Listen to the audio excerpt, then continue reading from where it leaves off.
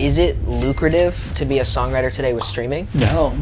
No, it's really bad. Think of the biggest pop artists on the planet, then think of your favorite songs that they sing. Odds are Justin Tranter right here wrote those songs. I feel like a big piece that people don't know about the music industry is how payment works. It doesn't. I have been very, very, very fortunate because I have had radio hits. I live a secure life and I can take care of my parents. For songwriters that don't have songs on the radio, there's songs that will have 300 million streams but weren't on radio, and I maybe make them. My band was dropped from 4 record deals. So when I finally had the business working somewhat on my side, I was writing 12 songs a week, day sessions, night sessions, everything. I think most people would assume like Justin Bieber's Sorry is probably my highest earner. It's nowhere close. Because I know your followers are very like business interested people, so why not just be honest about the business? I'm with the one and only Justin Tranter. Hello, the icon. legend. The king of TikTok music here, teaching us all how to exist. That means so much. Appreciate that. But Justin, I gotta say, for those of you who don't know, Justin is one of the greatest songwriters, one of the greatest pop songwriters today, in my opinion. Wow. Written massive songs. Why don't you tell them a little bit about some of your favorites you've written so far? Sure. Some of my favorites are Believer, Imagine Dragons. Selena Gomez, Good For You. Hands to Myself. I mean I could, but why would I want to? Lose You to Love Me. Love you. Incredible. Cake by the Ocean. Halsey, Bad at Love. The list goes on and on and on. I've been very, very, very lucky with an insane amount of hard work, but luck does need to come with that too. Speaking of hard work, you have been in the game for quite a long time. 1,000,000 years. I'm happily, proudly 1,000 years old. 1,000. Mark it down. How many songs did you write before you had your first placement? So it's a little. That's a tricky question because I started writing songs at 15, and my first placement was when I was 33 or 34. It came out when I was 34. I can't remember what time of year they actually cut it, but so I was writing songs since I was 15. But I always wanted to be a singer-songwriter. So when I first started, it was like, you know, I was the kid of the 90s, so all of the amazing female singer-songwriters like Ani DeFranco, Tori Amos, Kate Bush, who's now a current pop star again, which is the coolest thing that's ever fucking happened to anyone. Mainly her fans. We're all like dead now in a good way. I love it. So that was my first vision, but then in like 2005-06, I started a sort of like glam rock revival band. And so it was in my band called Semi-Precious Weapons for years and years and years. I can't pay my rent, but I'm writing all the songs for the most part by myself. And so, long story not short at all, I wrote a lot of fucking songs, but I was only trying to write songs with and for other people for about a year before my first big placement came out. It was only about 3 months till someone cut a song. Kelly Clarkson cut a song called Nostalgic about 3 months into it. And the funny part is that I thought I was a fucking failure. Because in that 3 months, you know, my publisher had probably sent out 30 songs that all were no, no, no, no, no. And even though I had been dropped from 4 record deals, which is a lot of rejection and disappointment, it's not like a no every day.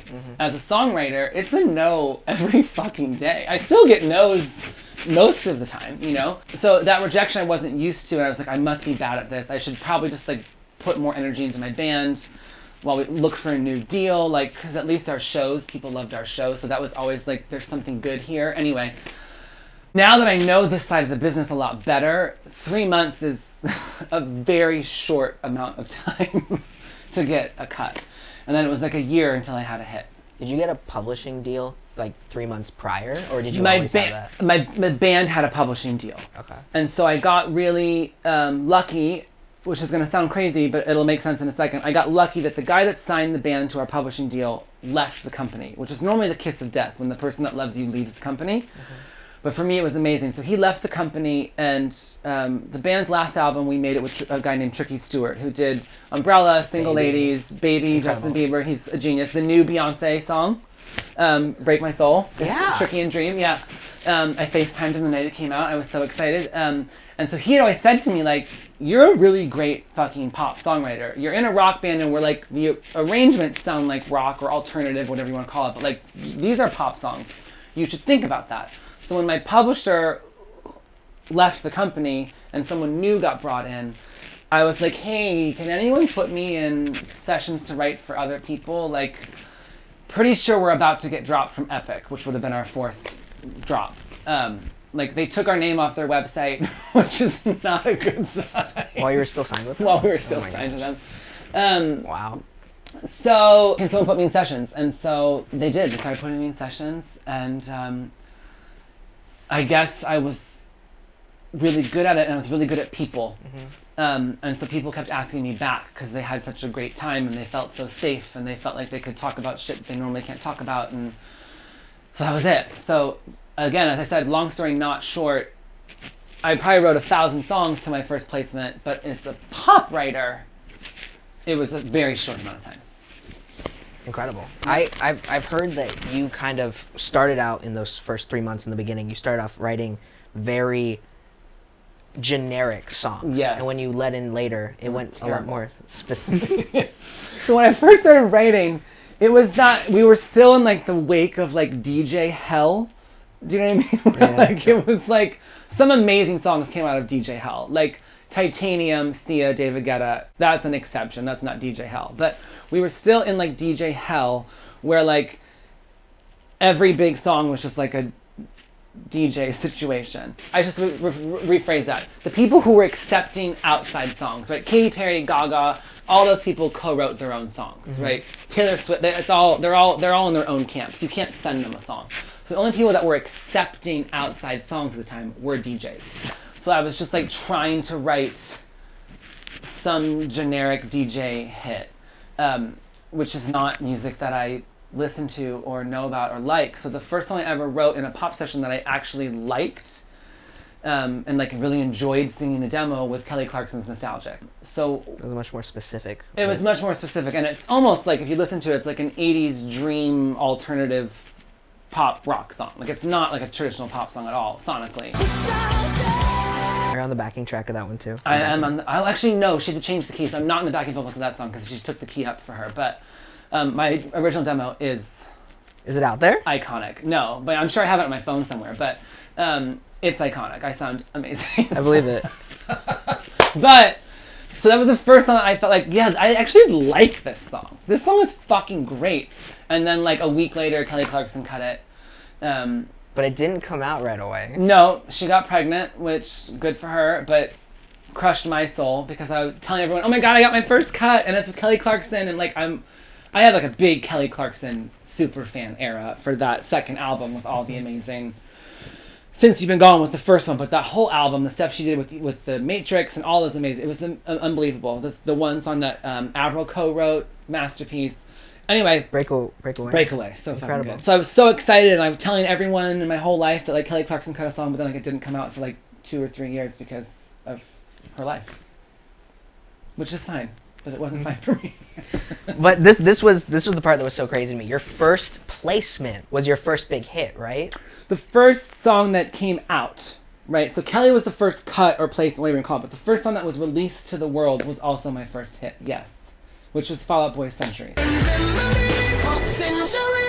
So, that being said, I feel like a big piece that people don't know about the music industry is, at least for songwriters, is how payment works. So in terms of like... It doesn't. There's It's broken. how does it actually work? How do songwriters get paid, and what can the music industry do for the future if it's not great to change that? Yeah, so basically now the only way songwriters get paid is if a song is on the radio. And so I have been very, very fortunate.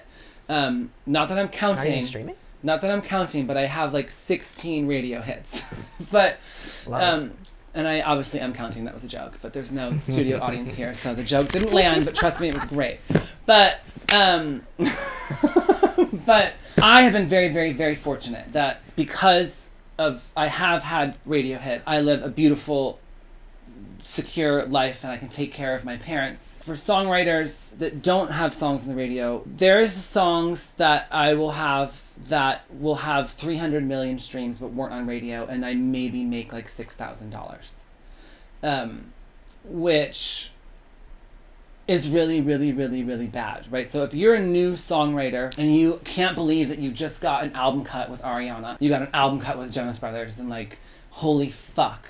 And there's all these streams and it's nuts, but it didn't go to radio. You can't survive on, right? Because you got to write a couple, let's say you got to write 100 songs, so you get one that's good enough, or not even good enough, that's good enough and lucky enough to like make the album and fit in the album's vision and get on the album. And that song makes you $6,000, which is, because you can't, so a lot of amazing songwriters do have day jobs, but then they're going to like not be able to go to sessions they need to go to. And so you get your advance, and then like if you don't have a radio hit within the first 2 years of that advance, the advance is gone, and then you're fucked. So it's a really big problem. So there was a lot of movement in Washington, and a law did get passed to increase our payment on streaming. But now then all the big streamers, besides Apple Music, all the other big streamers locked arms and have been repealing it. So the law is frozen. So no one's making money on it because it's still in like... It's terrible. I'm not a lawyer, but I think it's like in the Court of Appeals or whatever that's called. Don't quote me on that. You'll probably Google it and know much better, and you'll educate me tomorrow. But it's frozen. So we got that pay increase, but no one's seen it because it's frozen. Is it lucrative to be a songwriter today with streaming? No. No, it's really bad. And you know, as radio is now... Radio used to be a big way to break songs and be the leader.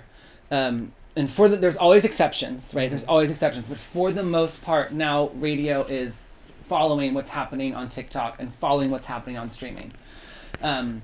So it's like it has to be an absolute perfect world for a song to either go viral on TikTok or get enough love at Spotify playlisting that labels feel confident enough to take it to radio, and that radio is going to actually follow through on it.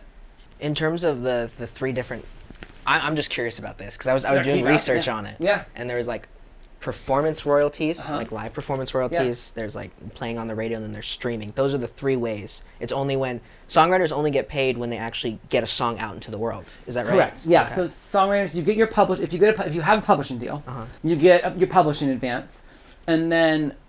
But the only way you can recoup that advance and then make more money is radio play, live performance play, like people performing it in concerts. But the concerts have to be, if the people aren't in like at least 5,000 cap capacity, right? Or you're not going to see a penny from a live show. If someone's playing the Troubadour, no songwriter is getting paid from that show, you know?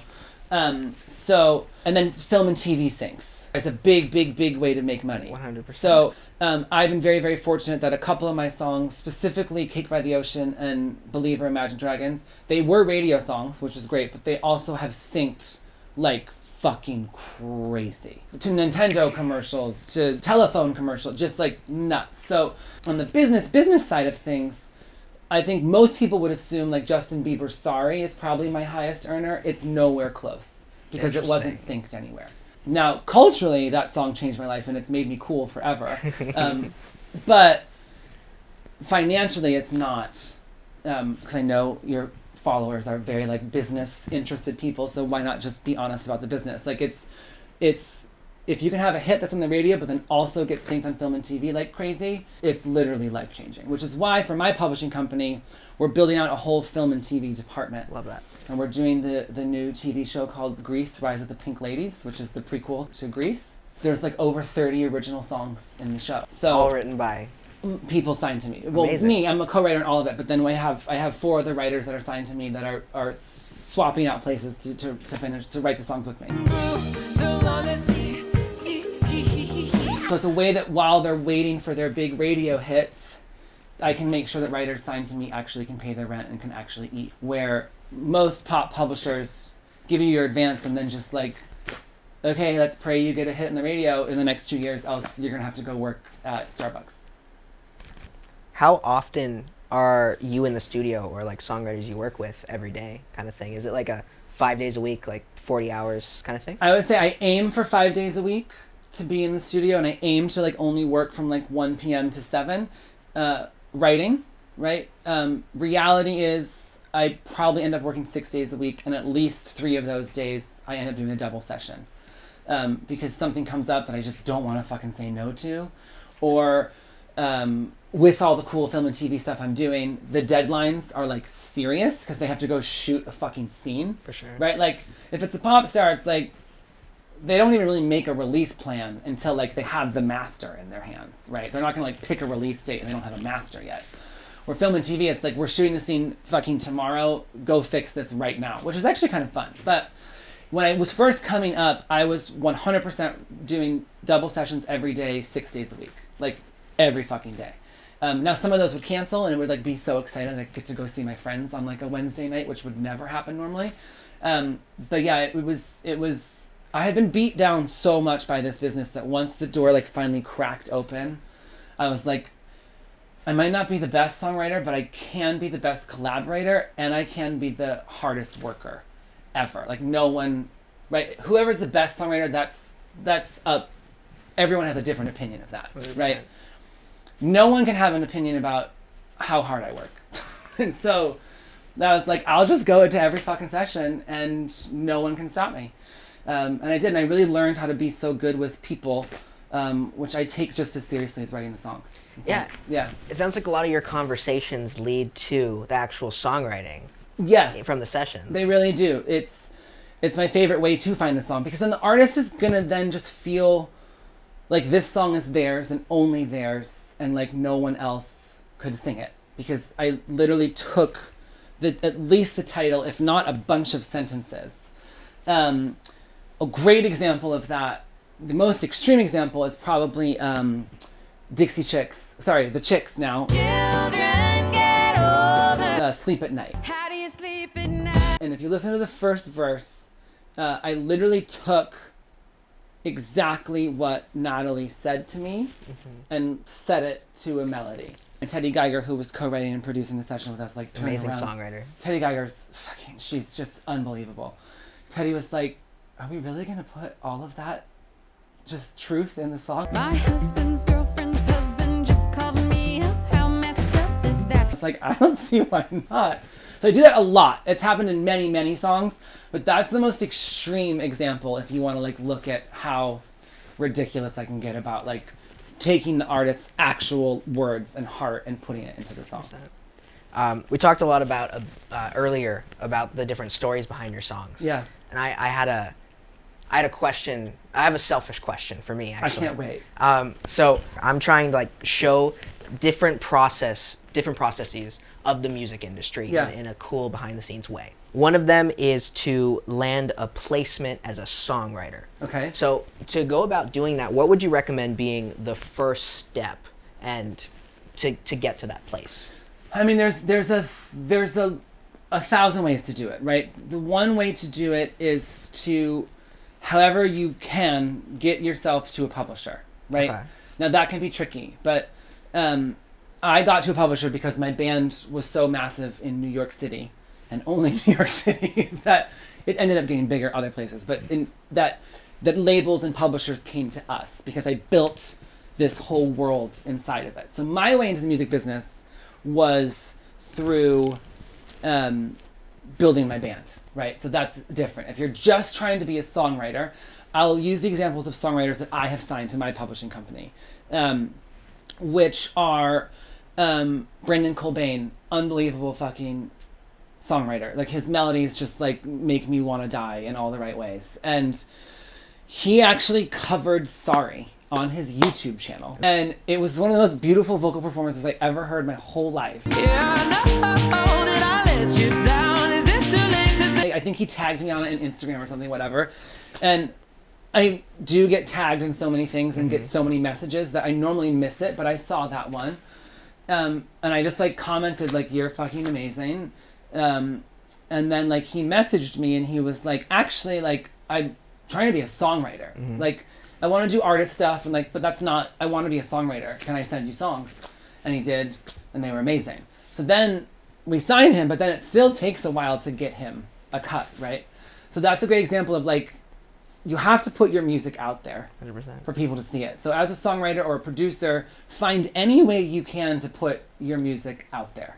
Because how else are people going to hear it? You know, so, and don't be annoying. Don't be one of the people that like tags every songwriter on the planet or every producer on the planet or every publisher on the planet. Like, tag people and message people who like you think would actually like what you're doing, right? Sure. Like, if you're like doing super cool indie pop things, tag and message publishers who do super cool indie pop things. Tag bigger songwriters who like even though I've been fortunate enough to write some big mainstream hits, like it's pretty clear that the songs that I'm a part of do lean like a little bit left of center. The history of me being in a band, Opening up for Lady Gaga. Semi-precious weapons and Lady Gaga proved that rock and roll is fucking back. It's clear to see what kind of stuff I'm gonna like. For sure. Or also like, you know, I'm a huge LGBTQ activist. I'm on the board of GLAAD. So like, if you're queer, I'm probably gonna listen just because I want to like open doors for other queer people because every fucking door was closed to me for so long. So be smart about who you harass on the internet. Would you say in order to become a successful songwriter, you need a publishing deal? Well, you know, nowadays with social media owning everything, I am sure there are ways to get there without it. Mm-hmm. I know for a fact, actually, BB Rexa, who's, I mentioned to you before, I think is one of the most underrated artists of our time. Such a songwriter, such a fucking singer. Like, vocalist. She's on TikTok all day. Oh yeah. Sending me like, oh, did you hear this song? Did you hear that song? Did you hear, like, oh, this girl's a songwriter. Like, she's not trying to be an artist, but like, listen to this fucking song. Like, you should check her. Like, people are paying attention. So there are ways to get to people and artists without a publishing deal. But I've been at Warner Chappell for 13 years now. So I have said publishing deals have been great for me. But when I was coming up, that wasn't an option. Mm-hmm. Like, there was maybe MySpace. You know, like, my band did great on MySpace, and that was awesome. And I, like, emailed Perez Hilton enough times till he, like, finally posted a video, which is a whole other story. But there are ways to get there without a publishing deal. Or there are ways to make noise on the internet to get you the publishing deal. 100%. Speaking of the internet, you were one of the people who said early on, you said the radio is dying and that the internet is taking over. You said that back in 2016, which I think a lot of people did say. But with that being the case, did you ever see TikTok and how do you feel about TikTok being such a driver for the music industry today? I think, like everything, it has its pros and its cons, right? I think the pro of TikTok is that it really, really, really gives artists the control if they enjoy it, right? But this isn't new.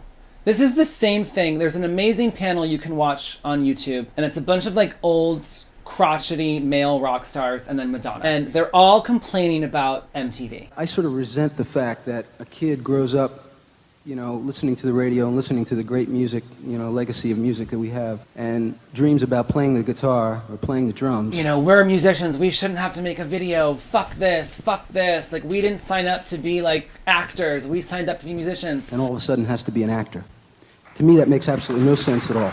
And Madonna's like, well, I think it's art, and I really fucking love it. When you perform on stage, you're acting. I mean, that's a performance, so if someone puts a camera on you, what's the difference?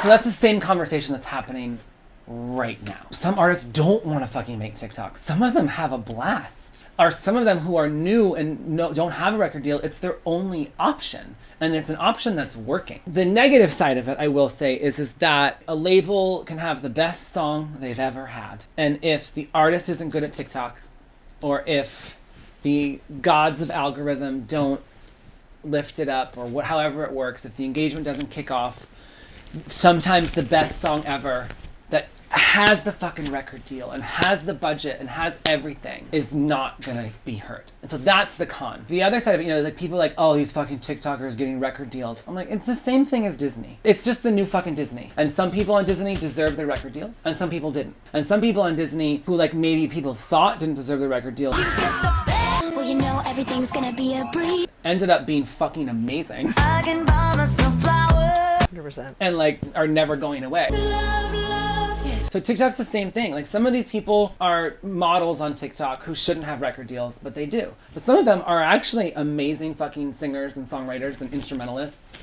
who do get a record deal and then they end up being great, So like everything, there's pros and cons. But I like to always focus on the pros because the cons are just exhausting. Last 2 questions for you. Awesome. So, over the next year, I'm trying to interview 100 singers, songwriters, and producers. We talked about this earlier, but I'll repeat it. God bless you. Appreciate it. Goddess bless you, because God can't help you with that. 100 songwriters and producers is way too much. But maybe a goddess could help you with this endeavor of torture.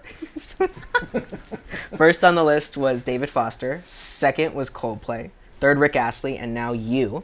So, I mean, I'm in pretty good company. Those people have been like legends for decades. I'm like on year 8. You've been writing songs since 15, though. Yeah, but no one heard any of them until 2014. But okay, go on. I'm interrupting you. I'm sorry. Go on. You're chilling. You haven't even asked the question yet. So I'm trying to show a different side of the music industry Yeah. for people to be able to see it, see the behind the scenes, because I feel like people haven't really gotten to see that. Yeah. So my question for you is, how many likes does this video have to get in order to show the behind the scenes of one of the songs that you write? Oh, how many likes? I mean, I need your advice on this. Like, how many likes? Yeah, I'm very new to TikTok, so you have to tell me how many likes is worthy of my behind-the-scenes content. I would probably say I told Coldplay as much as they wanted to do, and Chris said 100,000. Okay, if Coldplay said 100,000, I need to be real with myself. I'm gonna say 50,000. That's too much. I'm gonna say 20,000. No, we'll keep it at 50,000. I want to make sure. Wait, if Coldplay's 100, I should really bring this down. But yeah, okay. We'll say 50,000. You know what? We'll shake on it. With these cheekbones, let's go 50,000. 50,000. Let's do it. So, final question for you. Yeah. Advice for anyone trying to make it in the music industry now, singers, songwriters, producers, or anyone with a dream. For anyone trying to make it in the music industry right now, if you're trying to be a singer, songwriter, artist, producer, don't be afraid to make as much music as possible and don't be precious with it. Like, let it out into the world, because that's the only way people are going to find you. It's the only way people, even if it's not, because you might not be trying to go fucking viral and like become an internet sensation, but it's the only way for people to hear you. You have to let people hear your music. And then I think the best thing you can do is to collaborate. Co-writing songs will change your life immediately. I always say, even if you decide that you fucking hate co-writing, if you like make yourself do 10 sessions, because you will learn so much about who you are as a writer. You will learn your strengths. You will learn your weaknesses. That co-writing changed my life. How did you find people to co-write with starting out? Yeah, I found people to co-write with through my band. It was our last album we made was with Tricky Stewart, and so he introduced me to a couple people. Awesome. And there's a song on the band's last album called Aviation High that if you're gonna check out my band, listen to the band's self-titled song, which is Semi-Precious Weapons, but everyone calls it Fucking Gorgeous because the main lyric is I can't pay my rent, but I'm fucking gorgeous. I can't pay my rent, but I'm gorgeous. Love Which it. was very true at the time. And then there's a song on the last album called Aviation High that my band and we all worked on together, but we co-wrote it with this producer named Accident, who did like Fireball by like Pitbull and like stuff that like I never thought would make sense with my band. And we just tried it, and it really changed the way that I wrote. And it really pushed me melodically, really made me think about like having the melody really sink into the drum groove in ways I'd never thought about before. And I was like, this is kind of awesome. And then when I asked my publisher to let me write with and for other people, it was a new collaborator every fucking day. And then when there was people that I wrote really well with, it was, then you lean into that. And I just learned it just made my songs so much better, and it makes me so much better. Like knowing what your strengths are and owning that, which I was talking to you before, like I know my strengths are lyrics, I know my strengths are song structure, and I know my strengths are like the more dramatic alternative side of melodies. But if we're looking for like a little detailed pop melody, I'm not even gonna try. Like why would, like there's someone who's better at that than me. Let them be better than me. So co-write, collaborate, and don't be precious. Incredible. Sounds like write a lot of songs. Write too many songs. Want to die from how many songs you write. Collaborate and put your music out and promote it. Yeah. Incredible. Yeah. Thank you so much for your time today. Thank you. Oh, bring it in. So fun. Star in your hands, kids. This guy's good. Right back at you.